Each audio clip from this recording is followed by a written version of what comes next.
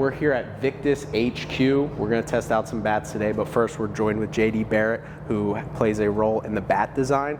First, before we talk about the bat specifically, what goes into the creative process of coming up with these ideas? Like, we've got the pencil bat here and obviously a metal bat design as well. So I mean, a lot goes into it. On Bruce's end, he's been doing this stuff longer than I've been alive, so he could actually lay out this stuff on the computer, draw it up, actually physically see it before he can throw it on a bat. You know, that allows him to come up with awesome designs like the pencil. Me, on the other hand, I'm not as good. I can do a little bit on the computer. So unfortunately, mine probably aren't going to look that good, but like with the metal bat, that's just one of those ideas I had. Thought of it, started putting it up on the computer, coming up with the layout, throw it on the bat, see if it looks good. You know, sometimes it comes out clean like that. Other times I'm looking at it like, yeah, that's not great. So, you know, I'm learning from the best from him. So hopefully I just keep getting better.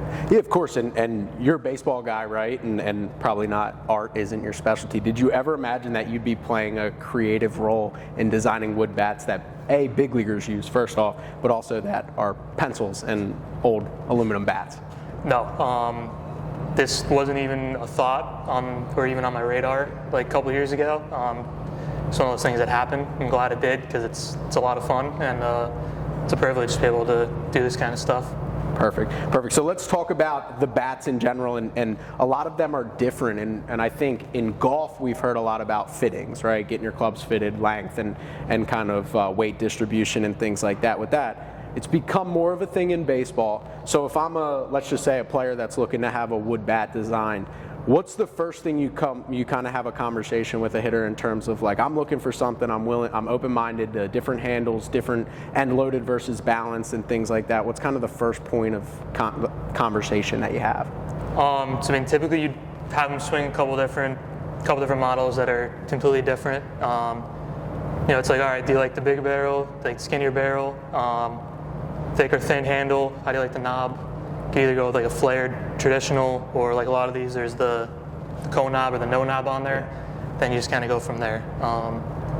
Hopefully they can figure it out after that, give them multiple different options, and then be like, all right, I can put this knob with this barrel. Boom, that's the one. Yeah, definitely. And I think you mentioned this before we started recording, is how important is feel for the hitter to the process in terms of, obviously, like maybe some bats might make more sense in terms of data at times, but is it one of those things where you want the hitter to have the right feel because they want to be comfortable in the box, correct? For me, feel's everything. I'm not a big data guy with that stuff. You know, if I'm hitting bigger numbers with the bat I like, cool. But other guys, you know, data's everything. They have the BPL lab down in Baton Rouge. A lot of guys are big on that.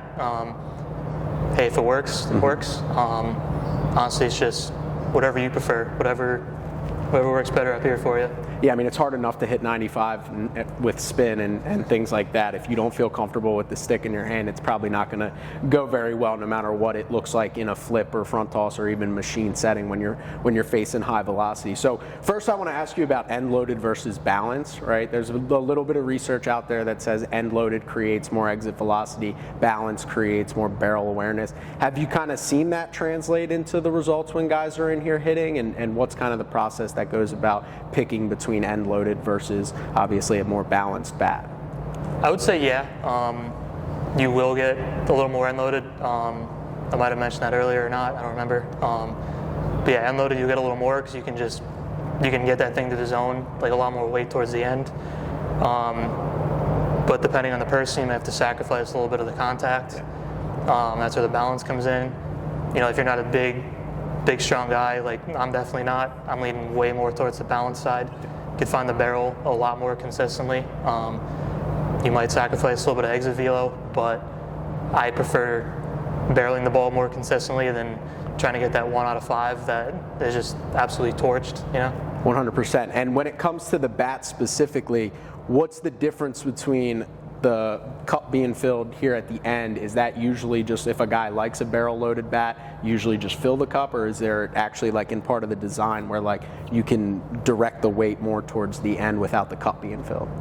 No, so yeah, cup basically, if you leave it no cup, that's gonna leave a little more weight on the end. So you could even put a balance bat if you want like a little more end loaded. You can leave it no cup, or even like with our retail like Tatis 23, even with a full cup, that thing is still ridiculously unloaded. You could even order that with no cup to make it even more. It does move the sweet spot like a little bit down the more you cup it. That doesn't really affect anything though. Okay. But like design-wise, now it's just preference of the hitter. And you mentioned a little bit earlier thick handle versus thin handle. What's usually the preference that comes in when we talk about? We're obviously going to talk about the knob specifically because I think that's where the bigger change has become in terms of hitters. But is there a preference for handle thickness in terms of guys' grip and how that impacts their swing specifically? Yes, I mean I think thicker the grip, the bat feels a little more lighter and balanced because you're engaging more of your hand muscles. Yeah. Thinner kind of allows you to feel the barrel a little more because you're going to feel way more unloaded when there's less wood down by the hands. But again, it's all just preference. That's why we have thousands of different models. Yeah. Yeah. That's awesome. And obviously when we talk about the knob specifically, what is this knob called? It's a little bit of an extension knob, and specifically who are maybe some players that some listeners might hear and recognize and be like, oh, that guy uses that bat as well. And we'll go through a couple of these here. So yeah, that's the puck knob. That's kind of I wouldn't call it a trend, but that's getting pretty popular with pros. So it's basically a counterbalance. So you could have the bat be a lot heavier. Like that's like even. That's a 33, but if you pick it up, it's not going to feel like a 33. And then with the weight down here, it kind of makes you turn the knob a little quicker because like all the weight's there. Kind of like those like driveline bats. Yeah. The overloaded, underloaded with the weights.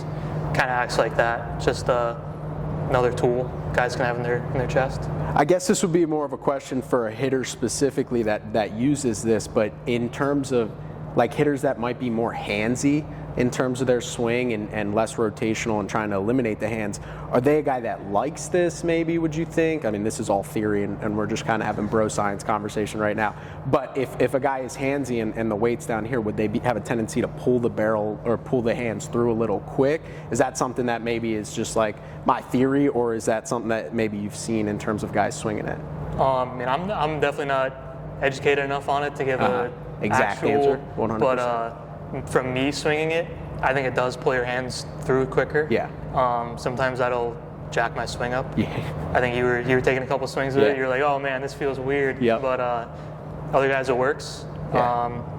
I kind of like using everything every now and then. Yeah. Just sample everything. Well, I think this is probably not the conversation for this, but I think the ability to find a barrel no matter the bat is like really impressive, and really high level hitters more times than not, they're pretty consistent around the barrel. You could stick anything in their hands and they probably do a pretty good job with it.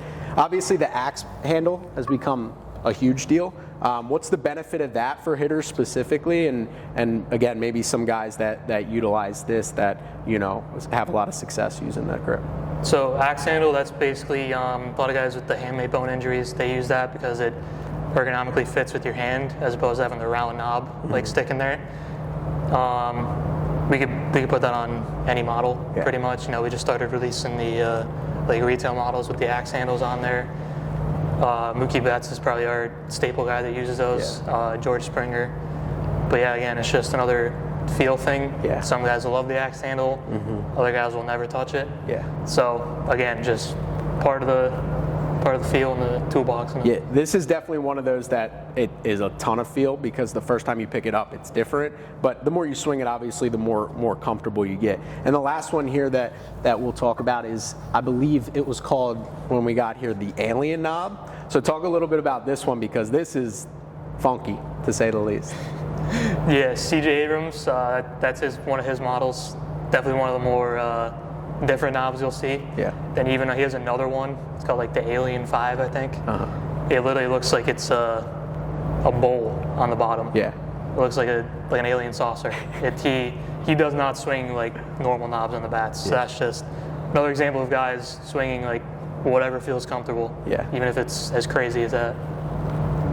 Yeah, that's an insane thing to think about, because obviously, like, grabbing this and looking at it, you would not imagine that you'd be able to get up there and hit MLB level pitching, but obviously C.J. Abrams is a guy that has a ton of success using it. So, hey man, whatever works. The last question I'll have about the handle specifically is, all of them, at least most of them, seems like it's tapered, right? Tapered down to the bottom. Is that something that's becoming just more consistent rather than the skinny all the way down?